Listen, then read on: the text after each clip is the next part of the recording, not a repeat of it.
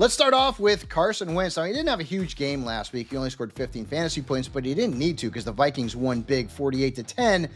But I kind of think that we're going to see a Wally Pipp situation here where Wentz takes over as a starting quarterback for J.J. McCarthy, who's injured and will miss at least a few more weeks. And when you look at Minnesota's offense, it's very quarterback friendly. So Carson Wentz needs to be owned in most fantasy leagues moving forward.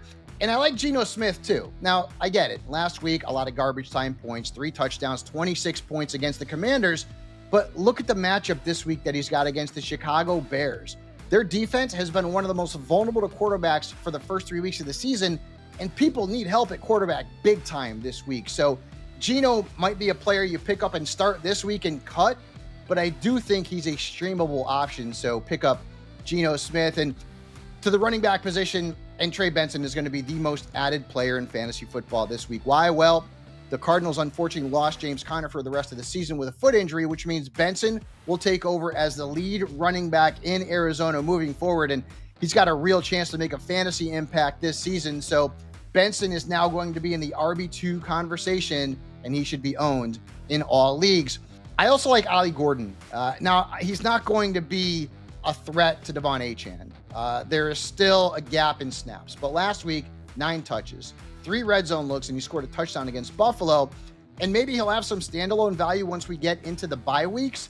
But at least for right now, Gordon should be owned, especially if you have Achane, because he is now the handcuff. If you have Jalen Wright, it's time to cut him in most redrafts. Now we move on to the wide receivers and Elic Ayomanor. Look at the numbers he's put up. He's really passed Calvin Ridley as the #1 fantasy wide receiver in Tennessee. He was targeted 4 times last week. He caught all 4 passes, scored a touchdown. He has now scored in back-to-back games, during which time he scored a combined 29.4 fantasy points. So the rookie should be a hot ad off the wire in week 4. I also like Tyquan Thornton. Now, it seems to have taken over that Xavier Worthy role in Kansas City's offense, and he's become a pretty popular target for Patrick Mahomes. Like, look over the last couple of weeks, 14 targets, 32 combined fantasy points. Now, it's too early to know if Worthy's going to be back in week 4, but if he's not, Thornton all of a sudden has some flex value against Baltimore, but you have to keep tabs on Worthy's health because he's still dealing with that shoulder injury. Moving on to the tight ends and Hunter Henry. When I looked at his ownership percentage on Sleeper, I was shocked that he was still available in around 60% of leagues. Last week, huge game, 2 touchdowns, 29 fantasy points. He's always been one of the favorite targets for Drake May, even dating back to last year.